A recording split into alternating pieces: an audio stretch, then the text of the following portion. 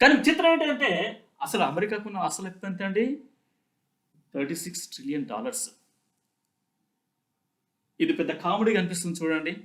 నీకున్న అప్పేమో 30. ఆయన ఇండియాలో ఉన్నటువంటి ట్రిక్స్ను ఫాలో అవుతున్నాడు అనేది ఒక రకమైన అనుమానం కూడా వచ్చేసిందండి. కానీ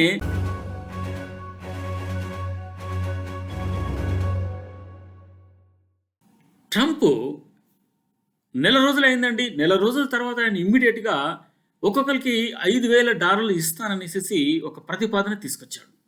మన భారతదేశంలో చూడండి, రాజకీయ నాయకులందరూ కూడా ఎలక్షన్స్ ముందు ఏమంటారు, మేము ఇది ఉచితంగా ఇస్తాము, అది ఉచితంగా ఇస్తాము అనేసి రకరకాల ప్రతిపాదనలతో వచ్చేస్తారు. రాజకీయ నాయకులు ఎలక్షన్స్ ముందు ఈ విధంగా డబ్బులు ఇస్తూ ఉంటే అది ప్రజలను సోమరిపోతం చేసినట్టు అవుతుంది. పని చేయకుండా ప్రజలకు డబ్బులు ఇవ్వటం అనేది పద్ధతి కాదు అనేసి సుప్రీంకోర్టు కూడా ఈ మధ్యలో వారించింది. అయితే ట్రంప్ జనరల్గా సరే, మన రాజకీయ నాయకులు ఏం చేస్తారు, ఎలక్షన్స్ ముందు ఈ రకమైన ఉచిత పనులు చేస్తామని వాగ్దానం చేస్తారు.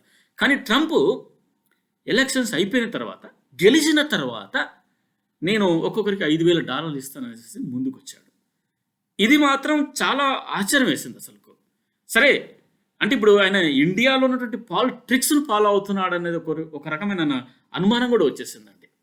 కానీ మరి ఒక్కొక్కరికి ఎందుకు ఈయన $5,000 ఇవ్వాలనుకుంటున్నాడు, ఎక్కడి నుంచి వస్తున్నాయి ఆ డబ్బులు అనేది మనం చూస్తే కనుక, జేమ్స్ అనే ఒక ఫిష్ బ్యాక్ అనే ఒక వ్యక్తి, ఆయన వ్యాపారవేత్త, ఆయన ఏం చేశాడంటే ఎక్స్ వేదికగా ఎలన్ మస్క్ను ట్యాగ్ చేస్తూ మనం ఒక్కొక్కరికి $5,000 ఇవ్వచ్చు, అంటే దాదాపు రూపీస్లో చూస్తే కనుక 4,50,000 పైన మనం ఇవ్వచ్చు అనేసి ఆయన ప్రతిపాదన తీసుకొస్తే ఎలాన్ మస్క్ ఏం చేశాడు, ఇది బాగానే ఉంది, ఈ ఐడియా మనం ప్రెసిడెంట్ ట్రంప్తో డిస్కస్ చేద్దామని చెప్పాడు. ప్రెసిడెంట్ ట్రంప్తో కూడా డిస్కస్ చేశారు. ఆయన ఇది చూసి ఇది బాగుంది ఐడియా, ఇచ్చేద్దాం అనేసి ఆయన కూడా దాన్ని అనుకూలంగా మాట్లాడటం అనేది చాలా ఆశ్చర్యం వేసిందండి అసలు. ఇంతకీ ఇస్తాడా, ఇవ్వడా, ఇస్తే ఎవరికి ఇస్తాడు, ఎంతమందికి ఇస్తాడు అనేది మనం చిన్న లెక్క చూద్దామండి అసలు. డాజ్, ఇది డిపార్ట్మెంట్ ఆఫ్ గవర్నమెంట్ ఎఫిషియన్సీ, డాజ్కి అధికారిగా ప్రకటించేసేసి మొత్తం జల్లడ పట్టిస్తున్నాడండి. సో నేను ఇప్పుడు కొన్ని వివరంగా మీకు చెప్తాను సింపుల్గా. ఆయన ఎలక్షన్ అయిన తర్వాత ఫస్ట్ పారిస్ ఒప్పందం నుంచి బయటపడ్డాడు. దాని ద్వారా $4 బిలియన్ కట్టవలసిన పని లేదు. ఇప్పుడు ఆ $4 బిలియన్ సేవ్ చేసినట్టే లెక్క. తర్వాత ఇమ్మీడియట్గా WHO, వరల్డ్ హెల్త్ ఆర్గనైజేషన్, దీని నుంచి కూడా బయటపడ్డాడు, అంటే ఎగ్జిట్ అయ్యాడు. దాని ద్వారా ఏటా $500 మిలియన్ సేవ్ చేశాడు. ఇప్పుడు చైనా ఉందనుకోండి, చైనా ఎంత చేస్తుంది, వాళ్ళ 1.4 బిలియన్ జనాభా వాళ్ళది 1.4 బిలియన్ జనాభా ఉంటే వాళ్ళు ఇచ్చేదంతా 39 మిలియన్స్. మరి అమెరికా 130 మిలియన్స్ పీపుల్ ఉంది. అలాంటప్పుడు 500 మిలియన్స్ ఇస్తున్నాం. 39 మిలియన్స్ ఎక్కడ, 500 మిలియన్స్ ఎక్కడ? ఇండియా కూడా 1.4 బిలియన్ పీపుల్ ఉన్నారు. కానీ ఇండియా ఎంత పే చేస్తుంది, 15 మిలియన్స్ అనుకుంటాను. కానీ 139 మిలియన్స్కే 500 మిలియన్స్ డబ్బులు పే చేస్తుంది. మనం ఎందుకు పే చేయాలి అనేసి ట్రంప్ ఆ విధంగా మాట్లాడడం జరిగింది. సో అది కట్ చేశాడు. సో ఇప్పుడు ఏమైంది, 500 మిలియన్స్ సేవ్ అయినాయి. తర్వాత ఫెడరల్ గవర్నమెంట్లో కొంతమంది ఉద్యోగస్తులు సరిగా పని చేయట్లేదు, ఇంటి నుంచే పని చేస్తున్నారు అనేసి, వాళ్ళు ఇంకా రకరకాల పనులు చేస్తున్నారు అనేసి వాళ్ళ ఉద్యోగులని చాలా మట్టుకు తీసేశాడండి. వాళ్ళకి 8 నెలలు నేను డబ్బులు ఇస్తాను, తిరిగి మీరు ఉద్యోగం నుంచి మానేయను అనేసి వాళ్ళని తొలగించారు. తర్వాత రీసెంట్గా ఈ ట్యాక్స్ కలెక్ట్ చేసేవాళ్ళు, IRS డిపార్ట్మెంట్, వీళ్ళలో దగ్గర 6,700 జాబ్ హోల్డర్స్ని కూడా దీంట్లో నుంచి తీసేశాడు. మీరు వెళ్ళండి అని అందరికీ ఎలాన్ మస్క్ ఈమెయిల్ పంపించేశాడు. అంటే ఇప్పుడు ఈ ఫెడరల్ ఉద్యోగులు కొంతమంది, IRSలో ఉన్నటువంటి కొంతమంది ఉద్యోగులు తీసేస్తే వాళ్ళకి ఎన్ని జీతాలు ఇస్తారండి, ఎన్ని $1,000, కొన్ని $మిలియన్స్ జీతాలు ఇవ్వడం ఆగిపోయింది. ఇప్పుడు దానివల్ల కొన్ని $100 మిలియన్ సేవ్ అయినట్టు లెక్క. ఓకే, తర్వాత ఆయన డిపార్ట్మెంట్ ఆఫ్ ఎడ్యుకేషన్ తీశాడండి.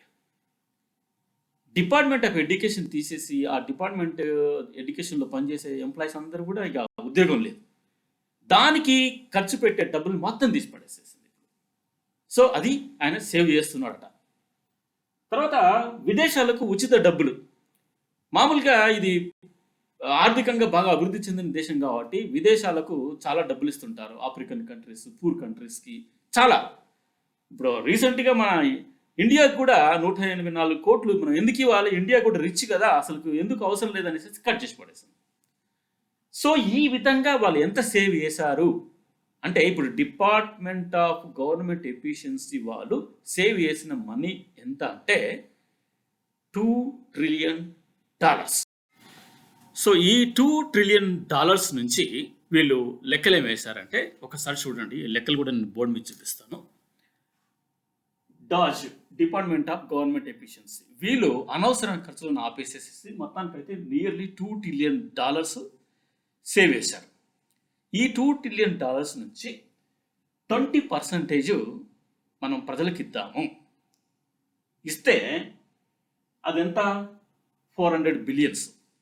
ఈ 400 బిలియన్స్ 79 మిలియన్ జనాభాకి ఇస్తే ఒక్కొక్కరికి $5,000 వస్తాయి అన్నట్టు. ఇంకా ఎక్కువనే రావచ్చు, $5,000. సో మనం ఇస్తే తప్పేంటి, ఇవ్వచ్చు కదా అనేసి ట్రంప్ కూడా, ఎలాన్ మస్క్, ట్రంప్, జేమ్స్ వీళ్ళు ముగ్గురు కలిసి ఒక డెసిషన్కి వచ్చారు, ఇవ్వచ్చు అనేసి. కానీ మరి అమెరికా ఆర్థిక ఒక సంవత్సరానికి ట్యాక్స్ $3 ట్రిలియన్ కరెక్ట్ అవుతాయండి ఒక్క సంవత్సరానికి.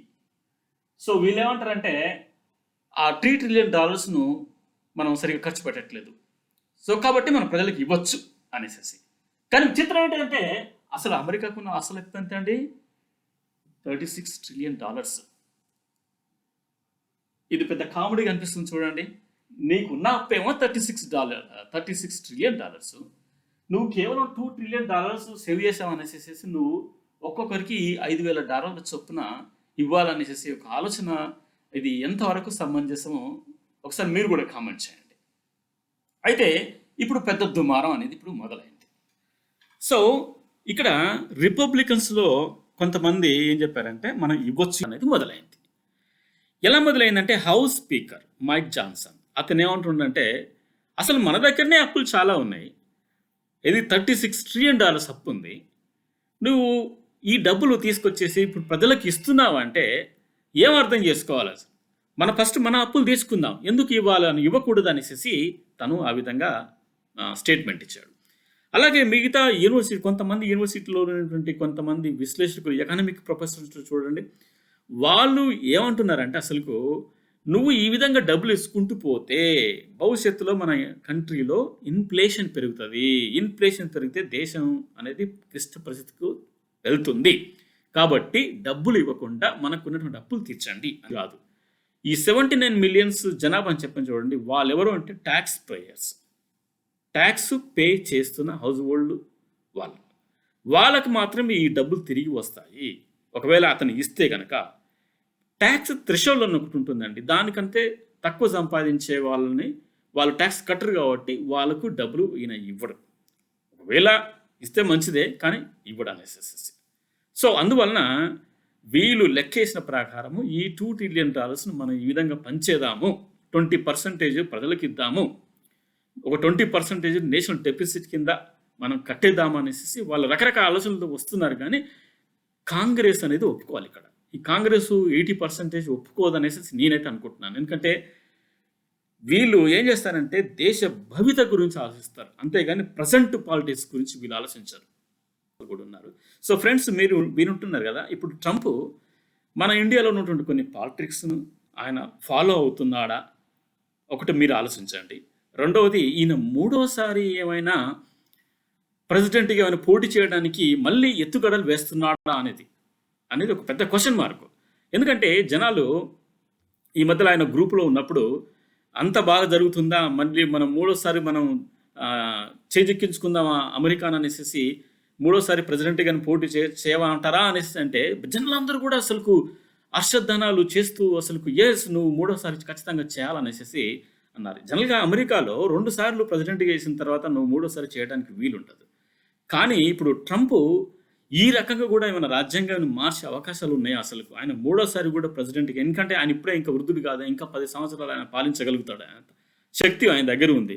సో, కాబట్టి మూడోసారి కూడా ఏమైనా ప్రెసిడెంట్‌గా ఆయన పోటీ చేయడానికి ఈ రకంగా ఆయన ఎత్తుగడ వేస్తున్నాడా? సో, అని క్వెషన్ మార్క్. సో, మీరు ఏమంటారు ఫ్రెండ్స్?